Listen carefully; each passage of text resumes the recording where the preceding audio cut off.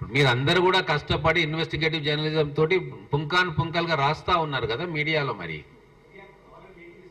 లీకులు ఎవరిస్తున్నారు? మీడియాలో వస్తుంది కదా, లీకులు ఇస్తలేరు, మీరు తెచ్చుకుంటున్నారు కష్టపడి, మీ సోర్సెస్ ద్వారా తెచ్చుకుంటున్నారు. అది మీ డ్యూటీ బ్రహ్మాండంగా మీరు చేస్తున్నారు. ఈ ప్రభుత్వం వచ్చినాకనే ఈ డ్యూటీ స్టార్ట్ అయింది, అంతకంటే ముందు మొత్తం బందీ చేసేసారు. ఇటువంటి లీకులు అప్పుడు వచ్చినట్టే బొక్కలు దోస్తుండే ఫస్ట్ మిమ్మల్ని అందరినీ. ప్రజాస్వామ్యం పునరుద్ధరింపబడ్డది కాబట్టే జర్నలిస్టులు తమ పనిని చేస్తూ ఉన్నారు.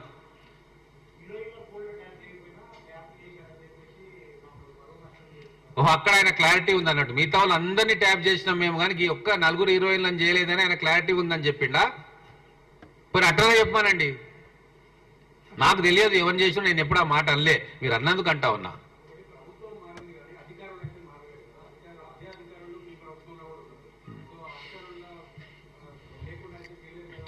వాస్తవం, కరెక్ట్ క్వశ్చన్ అడిగారు మీరు.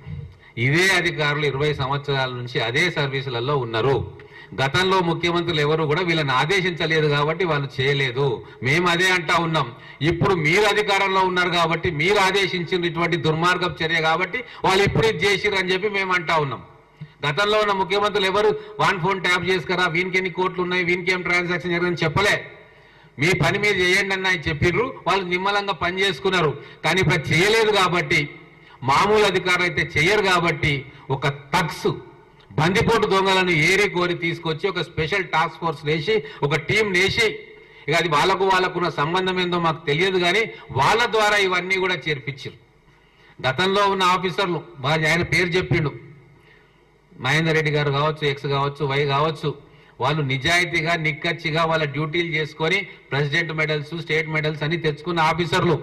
వాళ్ళు చెప్తే చెయ్యరు అని చెప్పి వాళ్లకు తన్నాన పాడే ఆఫీసర్లు, బంధువులు, లావాదేవీలు ఉన్నాయో ఇచ్చుపుచ్చుకాల్లో ఏమున్నాయో మాకు తెలియదు, వాళ్ళని తీసుకొచ్చి ఒక స్పెషల్ టీమ్గా చేసి వాళ్ళతోటి కార్యక్రమాలు చేసిరు. మరి అది ఆయనకు కూడా తెలుసు కాబట్టి వాళ్ళు ఉన్నారు కదా వీళ్ళు ఉన్నారు కదా అంటాడు. వాళ్ళు ఉన్నప్పుడు జరగలే. అప్పుడున్న ఇంటెలిజెన్స్ ఐజీ గారు 1 ఇయర్ తర్వాతనే పక్కకు పంపించిన విషయం కూడా మీకు తెలుసు. మరి ఎందుకు చెప్పిన మాట వినలేదని చేసిండేమని నేను అనుకోవాలి. ఇప్పుడు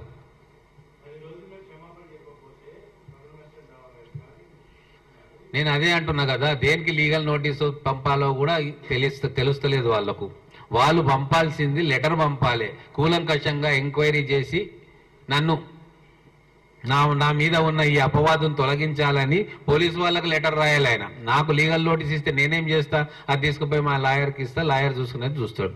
నేను ఇంకా చాలా స్పష్టంగా డీప్గా ఎంక్వైరీ చేయాలి. ప్రజాస్వామ్యంలో ఈ టెలిఫోన్ ట్యాపింగ్లు ఉండకూడదు, మా ప్రాథమిక హక్కులకు భంగం కలుగుతా ఉంది. రాజ్యాంగం ఇచ్చిన హక్కులు పెద్దవాడికైనా చిన్నవాడికైనా ఒకటే ఓటు అన్నట్టుగా కోట్ల రూపాయల విలువైన మనిషికైనా ప్రైవసీ అంతే ముఖ్యము, గుడిసెల్లో పండుకునే వ్యక్తులకు కూడా ప్రైవసీ అంతే ముఖ్యమని రాజ్యాంగం చెప్పింది. కాబట్టి నా ప్రైవసీకి భంగం కలిగింది కాబట్టి మీరు విచారణ చేయండి మహాశయ అని చెప్పి నేను అడిగితే ఈయనకేం కష్టం వచ్చింది నాకు అర్థం కాదు.